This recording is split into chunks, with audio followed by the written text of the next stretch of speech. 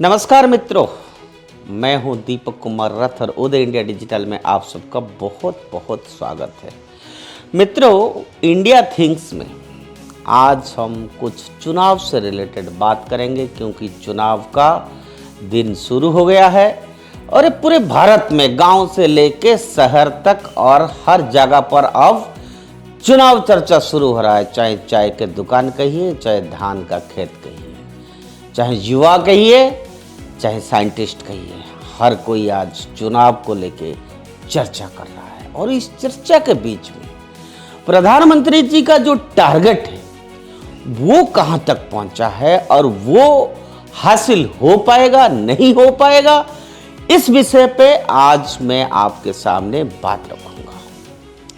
मित्र, आपको पता है पिछले साल नई दिल्ली में राष्ट्रीय जनतांत्रिक संगठन गठबंधन जो है, जो एनडीए के नाम पे जाना जाता है, उसकी बैठक में प्रधानमंत्री नरेंद्र मोदी ने इस बार के लोकसभा चुनाव में 50% वोट शेयर हासिल करने का लक्ष्य रखा था।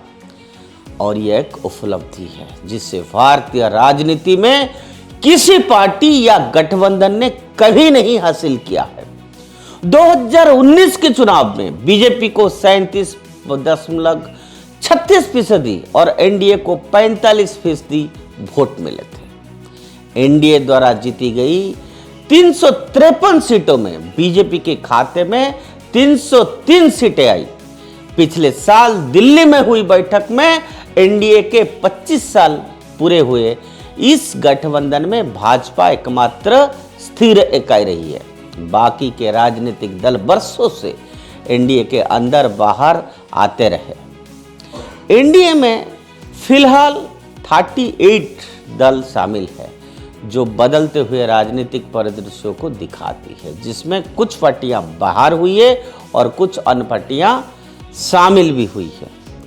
ऐसे में अगर एनडीए को 50% वोट शेयर हासिल करना है तो उसकी जिम्मेदारी बीजेपी को ही कंधे पर आएगी। इसके लिए भाजपा नेताओं को ही कड़ी मेहनत करनी होगी।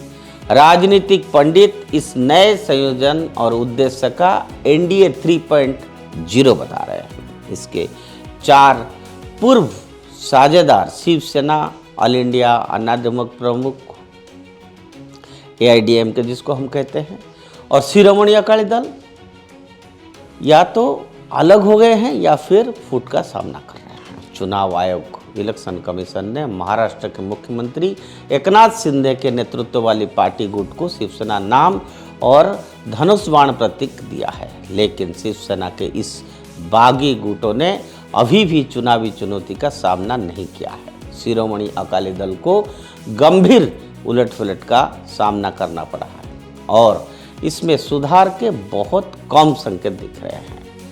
एसआईडी के एक गुट ने एनडीए का हिस्सा बनने का फैसला किया है, जिसमें सुखदेव सिंह ढींडसा और बीबी जागीर कौर शामिल है।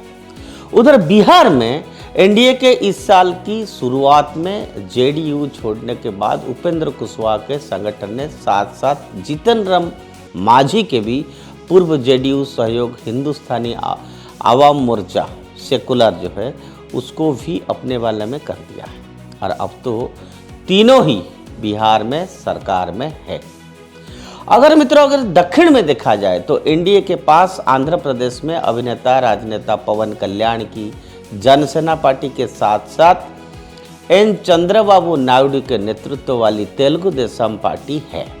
टीडीपी 2018 तक एनडीए का हिस्सा थी। एनडीए के 38 घटक दलों में से 20 के पास वर्तमान संसद में कोई सांसद नहीं है, जबकि 8 के पास लोकसभा में एक सदस्य है। 6 की मौजूदगी सिर्फ राज्यसभा में है। एकनाथ शिंदे के नेतृत्व वाली शिवसेना के पास 12 सांसद है। पूर्ववर्ती लोक जनशक्ति पार्टी के दोनों गुटों के पास कुल मिलाकर 5 सांसद है, जबकि अपना दल के पास 2 है। खास बात यह है कि एनडीए में कई साझेदारी छोटे पार्टियां हैं, लेकिन वे जिन जातियों और समुदायों को प्रतिनिधित्व करते हैं उनके समर्थन से बीजेपी उम्मीदवारों को जीत सुनिश्चित हो जाती है।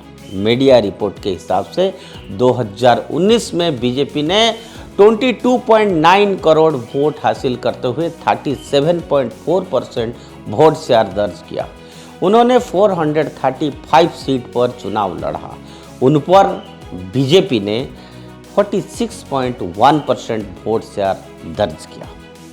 मित्रों, 2019 में जीती गई 303 सीटों में 224 पर पार्टी ने 50% से अधिक वोट शेयर हासिल किया गया था और 12 राज्य और केंद्र शासित प्रदेशों में पार्टी ने 50% से अधिक वोट शेयर हासिल किया, जिसमें झारखंड, गुजरात, छत्तीसगढ़, दिल्ली, हिमाचल, उत्तराखंड, मध्य प्रदेश, राजस्थान, गोवा इत्यादि शामिल है। और हिंदी पट्टी में कांग्रेस पर लगातार मिल रही जीत से उत्साहित भाजपा 2024 के चुनाव में एक तरह का रिकॉर्ड बनाने का लक्ष्य लेकर अभी आगे बढ़ रहे हैं। लोकसभा चुनाव में किसी भी पार्टी ने कभी भी 50% वोट शेयर हासिल नहीं किया है। इंदिरा गांधी की हत्या के बाद 1984 में कांग्रेस ने 48.1% वोट शेयर हासिल किया था। इसीलिए यह जानना दिलचस्प हो गया है कि क्या बीजेपी 50% वोट शेयर हासिल कर सकती है। सभी राजनीतिक रणनेताओं के साथ पार्टी लाभार्थियों को, महिलाओं और पहली बार जो मतदाता हों उस पर विशेषकर ध्यान केंद्रित करने की संभावना है और कर भी रहा है भाजपा। और प्राइम मिनिस्टर मोदी ने एक वफादार लाभार्थी वोट बैंक विकसित किया है। 2019 के चुनाव में एक रिपोर्ट के अनुसार 9 प्रमुख कल्याण कार्यक्रमों से 13 से 34% उत्तरदाताओं या मतदाताओं का लाभ हुआ है, जिनमें से एक बड़ा हिस्सा केंद्र सरकार और इसलिए भाजपा या मोदी का श्रेय जाता है। सत्तारूढ़ दल को उम्मीद है कि इन योजनाओं का लाभ प्राप्त करने रहने के लिए 2024 में और भी अधिक लाभार्थी मोदी का समर्थन करते रहेंगे और इसी उद्देश्य से अगले 5 वर्षों के लिए 80 करोड़ लोगों को मुफ्त राशन देना उपयोग साबित हो सकता है। ये एक बहुत बड़ी स्ट्रैटेजी है भाजपा की। पिछले कुछ वर्षों में महिलाएं एक महत्वपूर्ण वोट बैंक के रूप में उभरी है।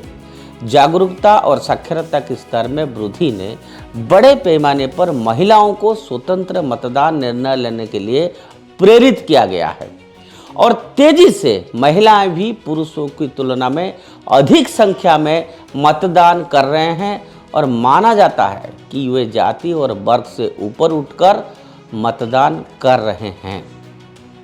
मित्रों, 2019 में 1.5 करोड़ पहली बार मतदाता थे, जो कुल मतदाता आधार के लगभग 2% है और 2024 में कुल मतदान करने वाली आबादी 95 से 100 करोड़ के बीच होने की उम्मीद है, यानी 2 करोड़ पहली बार मतदाता इस बार होंगे। प्राइम मिनिस्टर मोदी अपने परीक्षा पे चर्चा कार्यक्रम के माध्यम से इसी वोट समूह के साथ बातचीत करते रहे हैं। उन्हें पहले ही एहसास हो गया था कि ये छात्र भविष्य के चुनाव में क्या भूमिका निभाएंगे। पार्टी ने इन मतदाताओं को साधने के लिए सोशल मीडिया पर विशेष अभियान भी चलाया है। तो सवाल यह उठता है कि क्या बीजेपी 50% वोट से लक्ष्य तोड़ पाएगी या नहीं। हालांकि अभी ये दूर का सपना हो सकता है, लेकिन विपक्ष से पिछले 10 वर्षों के ट्रैक रिकॉर्ड को देखते हुए यह हकीकत बन सकता है। हालांकि इसमें बड़ी बाधा विपक्ष नहीं बल्कि भाजपा ही होगी, जो कि अगर आत्मसंतुष्ट हो गई तो शायद इस लक्ष्य को हासिल नहीं कर पाएगी, जिसमें भाजपा नेताओं को बचने की जरूरत है। तो मित्रों, ये जो चुनाव स्ट्रैटेजी हमने आज रखा कि 2024 के चुनाव में प्रधानमंत्री जी का जो लक्ष्य है 50% वोट शेयर, वो हो पा रहा है, वो नहीं हो पाएगा, ये समय कहेगा। लेकिन जो ट्रेंड दिख रहा है उससे ये स्पष्ट दिख रहा है कि पीएम का जो टारगेट है वो भाजपा अचीव कर सकता है। चुनाव के रिलेटेड ऐसे एनालिसिस हम आगे आपके सामने रखे रहेंगे। आज के लिए इतना है। उदय इंडिया से जुड़े रहिए। भारत माता की जय।